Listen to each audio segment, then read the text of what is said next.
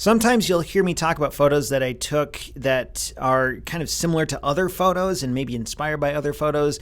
This picture not only is similar to last week's photo, it's almost in the same spot. I think this is maybe 10 feet to the left of where I took last week's picture. It's even looking the same direction at the same building in the background as last week's photo. And I just like this kind of a picture. And there's a couple things I like about it. I like the clear subject right in the middle. In fact, I like that it's off center. And I'm becoming a fan of that, of these off center subjects, because it lets your eye focus on one thing, but then the frame is full of these other things that you don't always get in a photo where the subject is right front and center. So this creates a really cool effect for the viewer, that you get more than just this one flower as the subject. You get this whole other tapestry or scene to look at.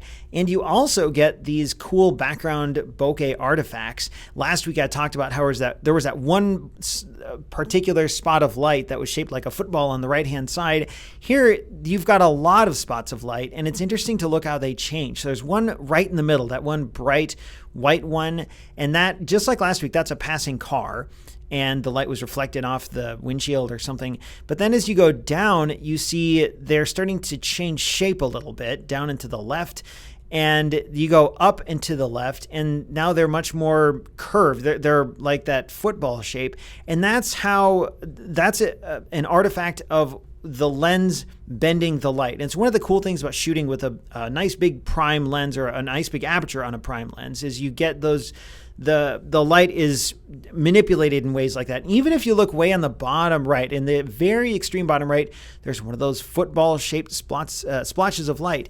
And you can't get that unless you have a huge aperture on usually a fixed prime lens. A zoom lens often will have like the biggest aperture will go is 2.8. You can get 1.8 zooms, but they're not very common. And on a nice prime lens, or even a cheap prime lens like the 50mm that I shot this with, you get those cool lighting artifacts. And I just like that. You know, it's one of those things that they say when you're writing stories, write what you know. Well, I'm not saying I'm the best at photographing stuff like this, but I really like it when I can make images like this. And it's just something that I enjoy doing. I had a lot of fun taking this and composing this shot. And I thought about when I was on this scene, I thought about, well, you know, this is pretty similar to last week's photo. Why do I need another picture? But then I thought, well, because I want to. And so I'm going to do it. And I did. And I think it turned out pretty well.